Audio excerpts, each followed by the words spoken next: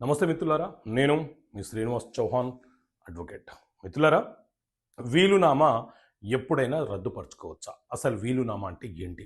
So మిత్రులారా, వీలునామా అనే అంశం గురించి రిజిస్ట్రేషన్ యాక్ట్లో చాలా స్పష్టంగా వివరణ ఇవ్వడం జరిగింది.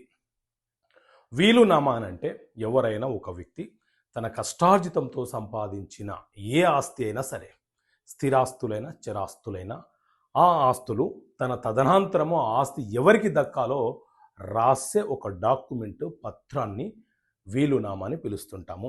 ఈ వీలునామా అనేది చట్ట ప్రకారంగా రిజిస్ట్రేషన్ అయినా చెల్లుతుంది, రిజిస్ట్రేషన్ కాకపోయినా చెల్లుతుంది.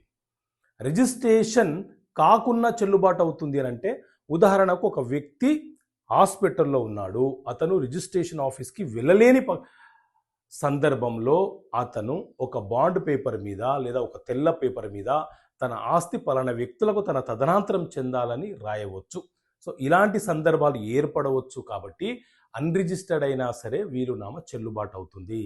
అయితే మరి ఆ వీలునామాని ఎప్పుడైనా రద్దు చేయవచ్చా అని అంటే, మీరు ఒకవేళ మీ తదనంతరం మీ ఆస్తి ఎవరికి చెందాలని రాశారో ఆ డాక్యుమెంట్ కనుక రిజిస్ట్రేషన్ జరిగి ఉంటే తిరిగి రిజిస్ట్రేషన్ ఆఫీస్కి వెళ్ళే ఆ వీలునామాని రద్దుపరచాలి. అన్రిజిస్టర్డ్ వీలునామా రాస్తే తిరిగి మరొక వీలునామాని రాస్తూ మొదట రాసిన వీలునామాని రద్దుపరుస్తున్నాను అని చెప్పి రెండో వీలునామాలో తెలియపరచాలి. అంటే ఖచ్చితంగా మొదట వీలునామా రాసి ఉంటే దానిని రద్దుపరచాల్సిందే.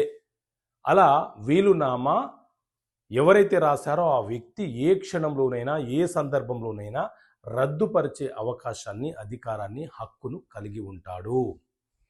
సో మిత్రులారా, చట్టపరమైనటువంటి అంశాల మీద మీకు అవగాహన ఉండాలన్న ఉద్దేశంతో చట్టపరమైనటువంటి సమస్యలకు పరిష్కారాలనే పుస్తకాన్ని మీ ముందుకు తీసుకొచ్చాను.